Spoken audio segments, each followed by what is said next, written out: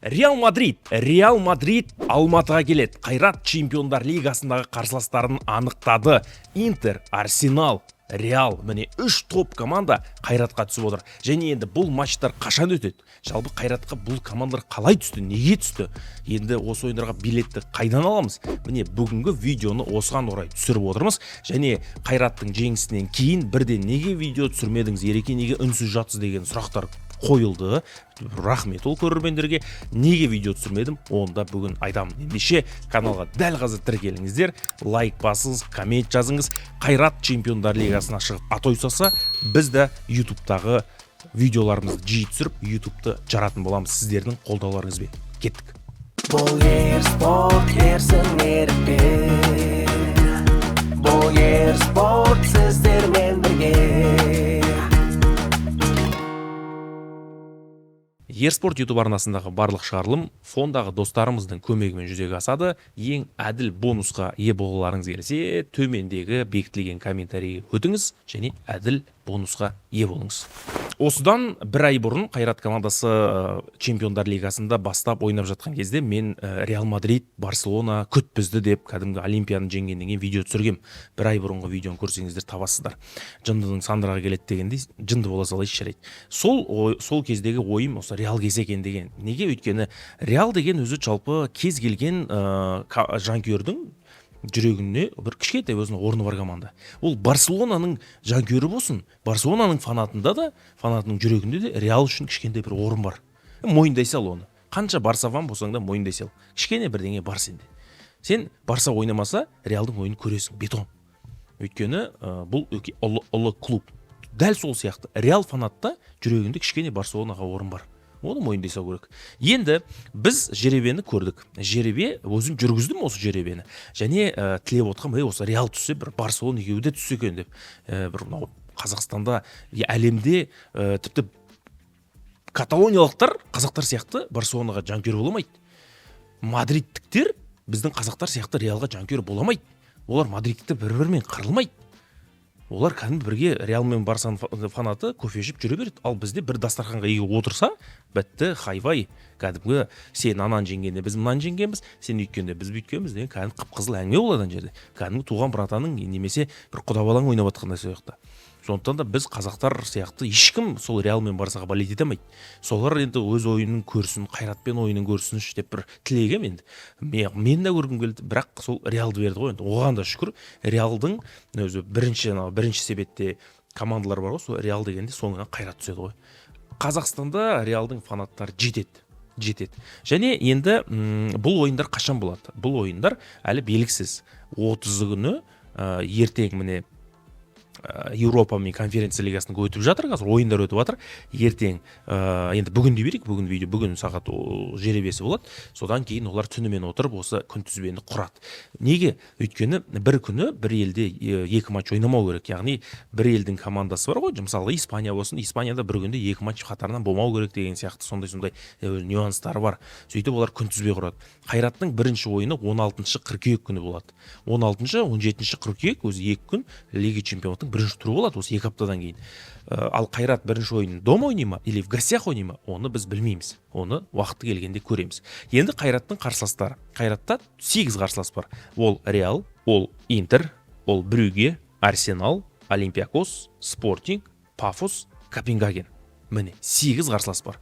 Осының біз 4-еуімен үйде ойнаймыз. Ол Реал, ол Олимпиакос, ол Пафос және Брюгге. Осы 4 командамен үйде ойнаймыз. Сырт алаңда біз Интерге қонаққа барамыз, Арсеналға қонаққа барамыз, Спортингке қонаққа барамыз және Копенгагенге қонаққа барамыз. 4 командаға қонаққа барамыз. Сонда 8 матч. Бұл жерде әр ойындағы жеңіске кәдімгі 3 ұпай беріледі. Тең нәтижеге 1 ұпай, ұтылсаң ұпай жоқ. Міне қарапайым осындай ғана. Сондықтан да Қайратты бірінші турда қай команда күтетіні әзірге белгісіз. Ең бастысы бізде 3 топ команда бар. Енді Олимпиакос, Брюгге, Копенгаген деген кәдімгі чемпиондар лигасында әр жыл сайын ойнайтын командалар. Бұл жерде кәдімгі бүйтіп қалпақпен ұрып алатын қарсылас жоқ. Пафосыңның өзі қазір оңай емес.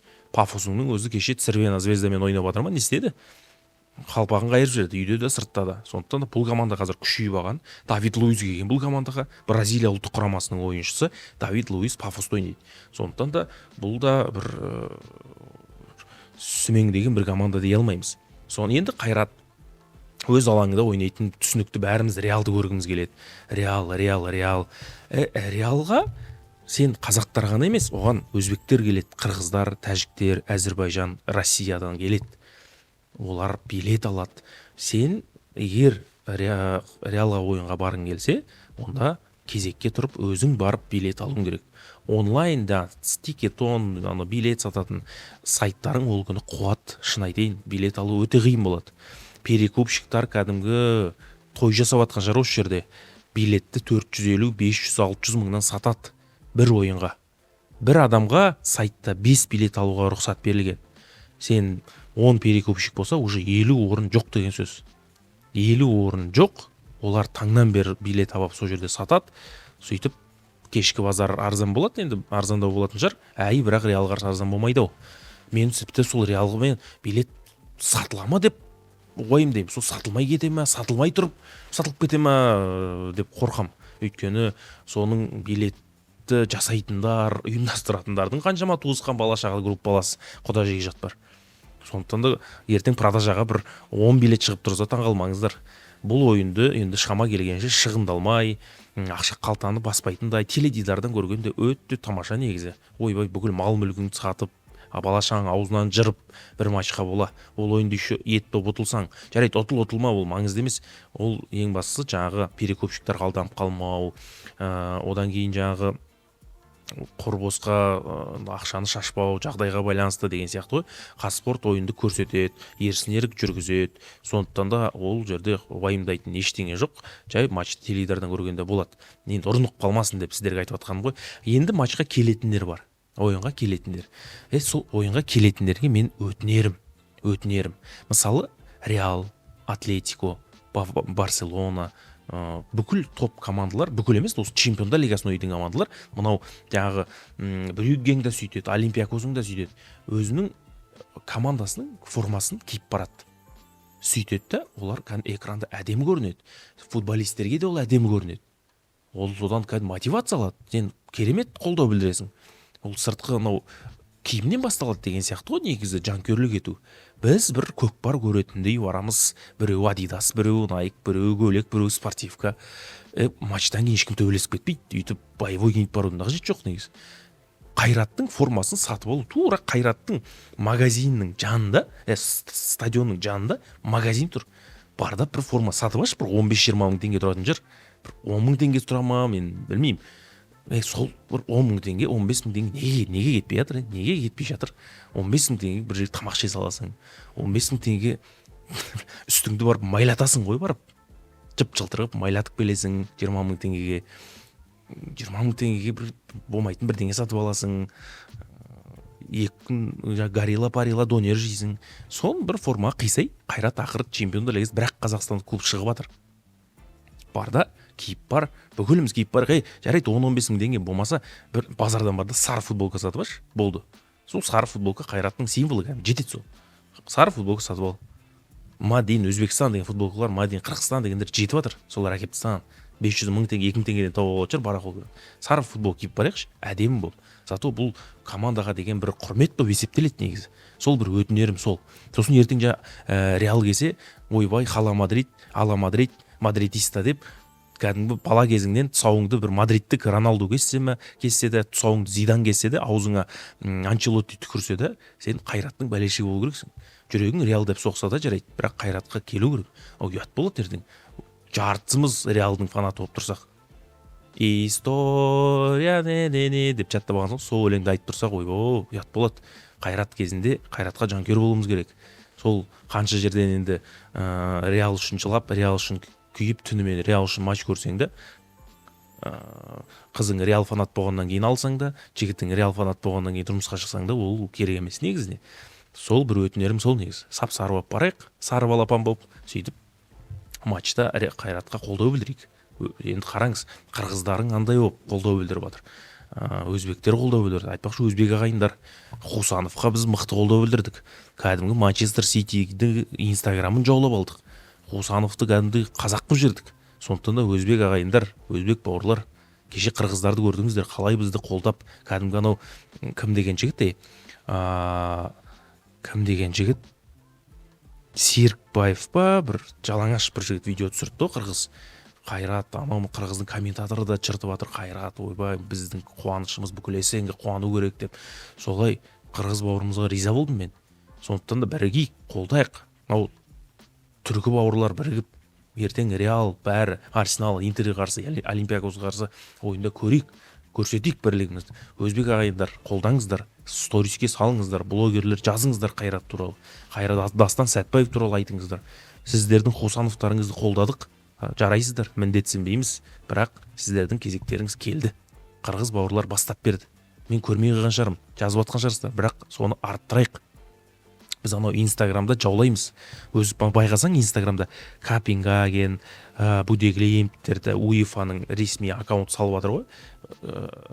Плей-оффқа шықты, группаға шықты ғой. 4300 комментарий, 4000 лайк, 2000 комментарий, 500 комментарий. Қайратқа келсең 42 000 комментарий тұр ғой. 42 000 комментарий. Ананың ішінде бар ғой. Сол баяғы құрт сатам, май сатам, килограмм 200 теңге свежий жылқының еті бар деп біз базар қылам. Делать нечего ғой бізге. Қол бос. Инстаграмды қазақтарға арнап шығарған ғой бізге. Или біз шығарғанбыз ба осы инстаграм ана Цукерберг акциясы Цукербергте бар ма? Сол Цукербергтен алып алуымыз керек ғой өзімізге. Полный инстаграмды бізге беру керек. Өзіміз өлтірмейміз біз. Анау жаңа инстаграмды создавать ететіндер уайымдайды ғой, осы мынау басқа соцсеттерде қалып кетпесе екен, осылай елдер қолданса екен, бір жақсы жаңағыдай стикерлар шығарайық. Уайымдама. Қазақтарға берсеңдер біз өлтірмейміз инстаграм. Біз онымен сауда да жасаймыз, біз онымен комментарий да жазамыз, біз онымен өзіміздің сүйіктімізді тауып аламыз, біз онымен достасамыз, біз ол жерде неше түрлі фотолар саламыз, кәдімгі базар, вокзал қылып жібереміз ғой, оны қылып жібергенбіз уже. Ол жерде бәрі бар бізде. Сондықтан инстаграмды өзіміз алайық. Біз әрі қарай дамытып инстаграмды номер 1 қылып жібереміз ғой. Тикток, ВК, тағы не бар анау, Твиттер. Ойнамай қалады қасында. Біз инстаграмның иесі қазақтар, біліп жүріңіздер. Инстаграм деген қазақтан шыққан. Оны енді байғайыстағы жігіт айтатын шығар. Инстаграм деген негізі қазақтан шыққан сөз. Қандай сөз? Өз ойыңызды комментарийге жаза кетіңіз. Мықтысын ертең инстаграмда, тиктокта салып айтам. Осы автордың сөзі деп. Инстаграм негізі қазақтың сөзі. Жалғастырыңыз. Сосын анау Темірлан Анарбеков бауырымыз бізде енді 3 пенальти қайтарып, Құралбек Ордабаевтың кезіндегі рекордын қайталап сөйтіп жатыр ғой. Темірлан деген Атыраудың баласы, мен бұрыннан білем. Темірлан қарапайым бала, сыртынан білем, былай таныс емеспін. Атыраудың баласы, ру шеркеш дейді, 2013 жасында ма Қайратқа келген, Қайрат академиясынан келген жап-жас бала, өзінің жұлдызы бір-ақ күнде жанып кетті. Өзі Құдай берем десе береді өзі. Құдай берем десе береді. Міне, жай 1300 подписчикпен ұйықтаған бала, 130 000 подписчик қой. Не деген құдірет, айтып отырмын ғой, инстаграм біздікі кәдімгідей. Подписканы жыртып тастаймыз ғой. Сосын анау астындағы комментарийлар өлтіреді. Каспийің жазып жібер. Жаңағы ризашылығымызды білдірейік.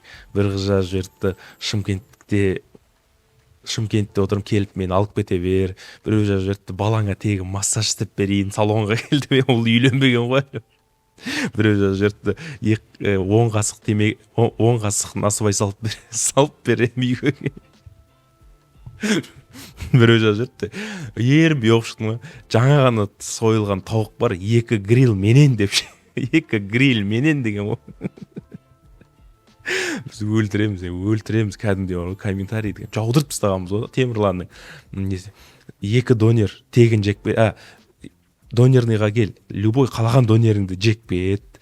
Сосын қыс келе жатыр, бізде мощный махровый носки бар, қалағаның таңдап киікпет деген кәдімгідей жестко комментарийлер жазып тастаған ғой біздікілер. 130 000 адам тіркелген Темірланға. 1300 кезінде мен тіркелгем Темірлан, 1300 подписчиктің ол кезде. Жеңісте жүрген кезде ғой. Қалай, молодец. Темірлан ойлап отыр, анау Қайраттың Қазспорттан прямой эфирден көріп жатыр да, Реал түскен кезде эмоцияларын айтсайшы, ал секіріп жатыр да орнынан. Анарбеков бүйтеді ғой. Не істеп қойдым мен? Мен не бүлдірдім мен? Не бүлдірдім? Кімді алып келе жатырмын мен Қазақстанға деп жатыр ғой. Шынымен ғой, Реал келе жатыр ғой Қазақстанға. Реал Мадрид, Мбаппе, Винисиус, Джуд Беллингем. Екінші құраммен келеді деген талбас әңгіме ол. Ол қай турда келісетініне байланысты да, бірақ қыста болса сол Алматыда ойнай береді негізі. Астана аренада ойнайды дегенге сенбеңіздер. Қайратта кәдімгі лицензия бар. Қайрат плей-оффты дома өткізді ма, ертең бүкіл ойынды өз алаңында өткізеді олар. Енді стадион құлап қалмаса. Былтыр Астанада ремонт болған кезде Челсимен сол қақаған аязда сол Алматыда өткізді ғой, дым бәлеш жоқ. Сондықтан да осы жолды өткізеді. Астанада өтеді, анау категория жоқ деген біреулер айтып жатыр, сенбеңіздер. Астанада өтуі мүмкін екі жақтың келісімі бойынша, бірақ енді мынау бір катастрофический жағдай болған кезде онда Астанада өтеді, енді амал жоқ басқа. Негізі ол Алматыда жоспарланған. Сондықтан да уақыты 30-ына белгілі болады. 30-шы осы тамызда. Қай турда кіммен ойнайды уақыты сол кезде енді қамданып, билет болса билет алып амалдай жатарсыздар енді.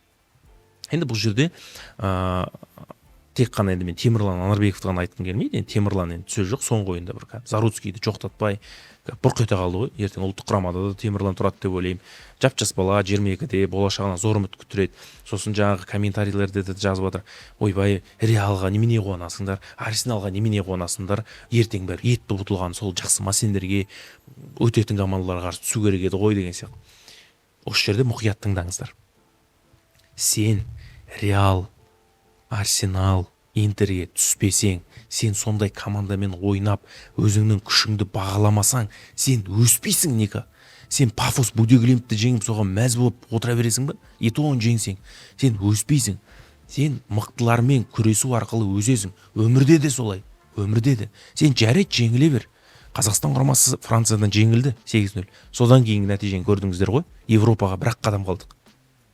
Осы жолда солай. Сен Реалдан жеңілесің де шығарсың, бірақ бұл тәжірибе, бұл Қайраттың ойыншыларына, Темірланға, Дастанға, Еркінге, бұл реклама ғой, жарнама.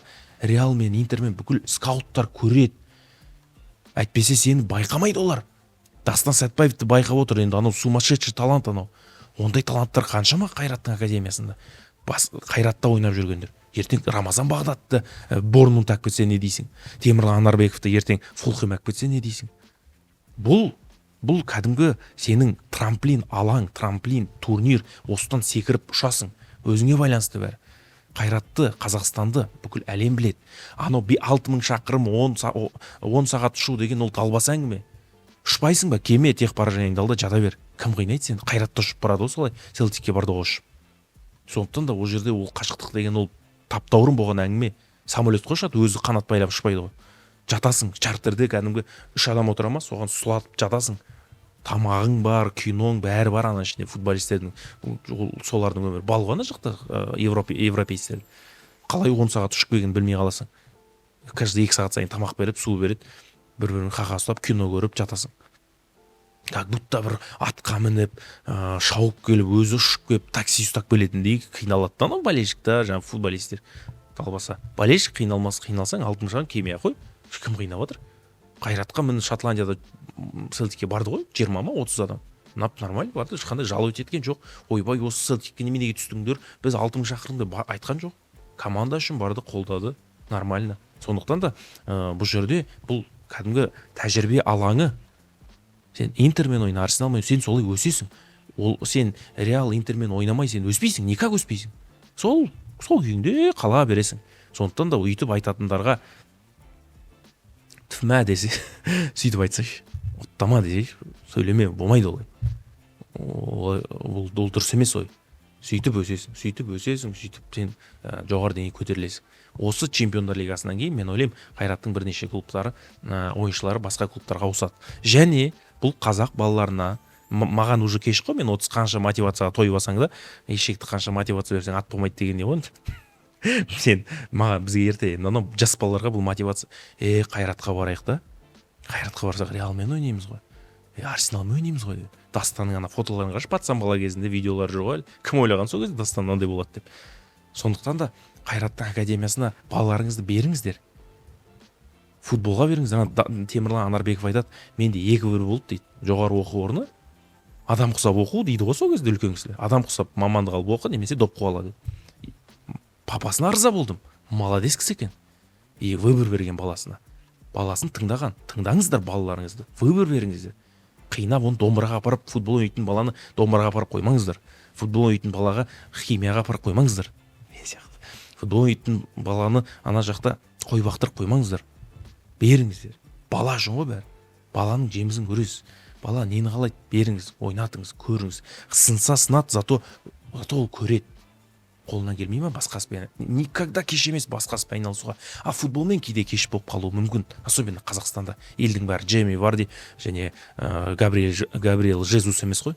О жақта мәдениет бөлек, бізде бөлек. Сондықтан да спортқа келгенде футбол ойнай ма? Беріңіздер. Темірланның әкесі сияқты. Темірлан футболды таңдаған, міне көрдіңіздер, Құдай берді, талантты бала ақыры тесіп шықты. Дастан да солай. Сіздің балаңызға тесіп шығады. Тыңдаңыз, футболға беріңіз. Және қайратқа беруге тырысыңыз. Басқа сіз Қарағанды, Семей, Шымкент, Қазақстанның қай өңірі болса да, егер жағдайыңыз келсе, Алматыда академиясына беруге тырысыңыз балаңыз. Алматының академиясы бүкіл СНГ-де номер 1. Арсенал, Барселона сияқты командалардың академиясымен бір қатарда тұратын академия. Бүкілі кейінгі технология. Футболшыға бүкіл жағдай жасалады. Тамақ, оқу, жататын жер. Менің білуімше тегін. Сосын олар бала өскен талантты балалар өседі, өзі қайраттың ойынына кесе алып қалады, кемесе басқа клубтарға сатады. 1 миллион, 2 миллион, 3 миллион, 4 миллион, 5 миллион теңге сата береді. Өйткені сол балаға салынған вложение ғой, жаңа ақшаны ақтау керек. 21 жасқа дейін олар сол сатуға тырысады. Міне осындай система. Өте жақсы система Қайраттың академиясында. Ендертең Турлов, Тимур, Шахтер Қарағанда саламыз дейді. Оғанда 10 жыл керек. Кемінде 10 жыл керек ол жақта нәтиже шығу үшін. Ләйім сол 10 жылда шықса, ол керемет болар. Қайрат чемпиондар лигасына шығуға тиіс. Міндетті демеймін, бірақ тиіс. Анандай Боранбаевтың еңбегі, анандай ақша салынып атқан, анандай жағдай кеш деп айтпаймын. Осы биыл шығу тиіс еді, шықты. Жарайсыздар. Төккен тер жемісін берді. Қайрат Боранбаевтың сол көздеген еңбегі міне ақталды. Командасы академияның балаларымен чемпиондар лигасының топтық кезеңіне шықты. Бұл басқа командаларға үлгі. Бұл жұмыс. Көрдіңіздер ғой. Егер дұрыс жолмен жүрсе, онда команда міндетті түрде бұл жұмыста нәтиже шығады. Осы футболда Реал, Спортинг, Аякс бүкілі осы жолмен жүріп, қазір қандай команда, қандай бай клуб, қандай академиясы мықты клуб. Қайрат та осы ізбен келсе, онда сол Аякстың деңгейіне алдағы уақытта жетеді деп ойлаймын. Өйткені дұрыс жолда келе жатыр. Қаншама бала тәлім алып жатыр. Қаншама бала академияда. Негізі Қайратқа бірінші лигада бір емес 2 команда беру керек. Қайрат жастар ма? Қайрат тағы бір команда керек. 2 команда керек. Өйткені қаншама бала тіпті Қайрат жастардың құрамына іліне алмай қалады. Мен Қайраттың негізгі құрамын айтпай қойын. Қайрат жастарға іліне алмай қалады. Қаншама таланттар қалады. Бәсекелестік өте мықты. Сондықтан да Қайраттан 2 немесе 3 команда сол бірінші лигаға, екінші лигаға қатыстыру керек деп ойлаймын.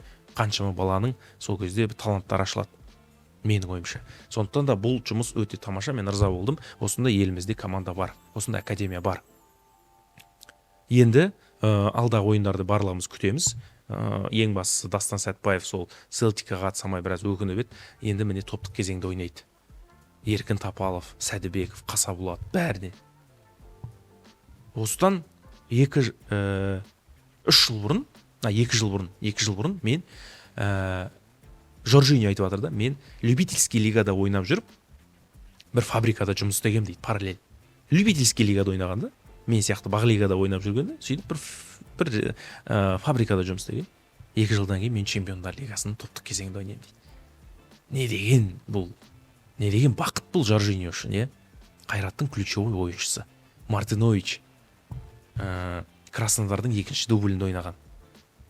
Былайша айтқанда, сол командаға дұрыс керек болмай қалған ойыншы ғой, негізі. Картайды деді ресейлік басылымдар. Қара, Қайраттың қорғанысын Мартиновичті елестете алмайсың. Бұл командалық ойын, командадағы атмосфера. Бұл ойбай Мартинович бір допингші болды деген әңгіме емес. Командалық атмосфера бар. Бапкердің команданы дұрыс ұстауы, Оразбақтен бірінші рет Қайратты тарихи маусымның себепкері болып отыр. Оразбақтен жайлы әңгіме бөлек. Сондықтан да мен Қайраттың ойыннан кейін неге видео шығармадым? Екі себебі бар. Бірінші себепті мен өте қатты енді камераға мен жылап, мен үйте алмаймын. Өте ұялшақ адамды, негізі ұяң адамды. Іштей риза болып, от души демалып ұйықтадым осы күн. Ештеңеге түсірінбеген жоқ. Екінші себеп, сол күні қарасам бүкіл блогер, камерасы бардың бәрі влог түсірген ғой, стадион маңынан. Қызықтысы бар, қызық емесі бар, әйтеуір камерам бар деп ұра берген. 3-4-еуін көрдім, ұнады, қалғандары ұнамады. 12 ма 13 видео блог шыққан ғой сол матчтың айналасынан. Сосын қош жағаласпай қойшы дедім. Менікі стадионға барған жоқпын. Өйткені Фархат деген менің әріптесім барды. Ауысып студия жүргізуге барамыз. Былай екіншіден отбасылық жағдайға байланысты мен Алматыға бара алмадым. Сол себептен ойынды ұшақтан көрдім. Бірақ ешқандай өкінбеймін. Ол мен барма видеоблог түсірме емес. Ең бастысы бұл жерде Қайраттың жеңісі. Мен асықпай осы жеребеден кейін бір видео түсірем дегем. Жеребе өтті. Өзім жүргізіп келдім. Енді міне жайбарақат видео түсіріп отырмын. Үйде көңіл тоқ. Қайраттың қарсыласы Реал келеді. Интермен ойнаймыз, Арсеналмен ойнаймыз, Олимпиакос, Копенгаген, Брюгге. Мен айта алмаймын енді, ойбай бір 8 ойында бір 10 ұпай алсақ, оның өзі керемет болар еді негізі. 8-10 ұпай дегенің 3 жеңіс бір тең ойын ғой. Өз алаңымыздағы ойындарда жеңуге болады. Сіз білесіз ба? Өз алаңымызда біз дом ойнаған матчтарда бір гол өткізбегенбіз. Олимпия гол соқты ма? Соққан жоқ. Кубс соқты ма? Соққан жоқ. Слован соқты ма? Соққан жоқ. Селтик соқты ма? Соққан жоқ. Пожалуйста. Қайрат дома бір гол өткізбеген. Осыған сіз назар аудардыңыз ба? Аударыңыз. Қорғаныста біз өте мықты ойнағанбыз. Және біз бірінші раундтан бастап топтық кезеңге дейін жеттік қой. Бұл Қайраттың маусымы болу керек. Біз чемпиондар лигасында чемпион болам деп мен ойбай асқақтап кеткім келмейді. Бірақ біз бұл маусымда шулатамыз. Біз бұл маусымда шоу жасайтын кезіміз келді. Қазақ футболының, Қазақстан футболының бет бейнесін деңгейін көрсететін кезіміз келді. Сондықтан да оның барлығы уақыттың еншісінде. Мысалы, біз енді ұлттық құрамамыз кезінде Еврокубокқа жақын болдық қой, Еуропа чемпионатына. Ешкім ойлаған жоқ. Бұл жерде де бізде Қайрат келеді деп ешкім ойлаған жоқ. Тіпті Қайратты білмейді де көбісі Европада.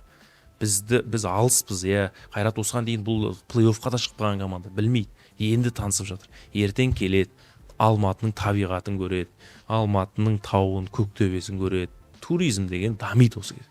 Ертең көршілес елдерден ағылады. Олимпиакостың ойынына да келеді ертең дома қабылдаған кезде. Бұл да бір өтті футболда туризмге өтті жақсы пайдасын тигізеді. Енді Қайраттың өзінің басымдылықтары бар. Алаң мәселесі, тау, бұл келген командаға өзінше бір кері әсерін тигізеді. Соның біз пайдасын көреміз деп ойлаймын. Қысқасы енді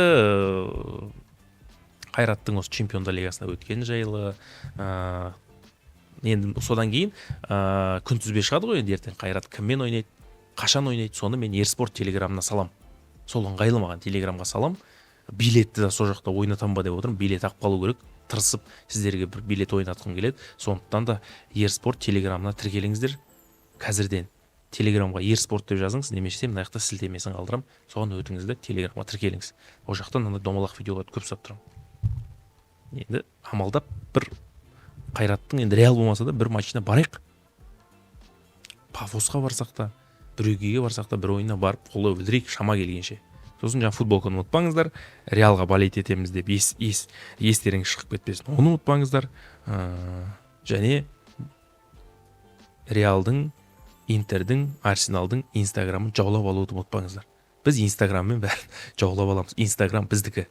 Соны біле жүріңіздер. Назарларыңызға үлкен рахмет, достар. Келесі кездескенше каналға тіркеліп, лайктарыңызды басып, коммент жазып отырыңыздар. Міне 30 мыңға жетіп қалдық, 30 мың оқырманға. Дәл қазір тіркеле салыңыз. Сіздер үшін қызмет етеміз. Бізді қолдап қойыңыз. Үлкен рахмет. Келесі кездескенше аман сау болыңыздар. Бұл Ерспорт ерсің ерік бер. бұл ер спорт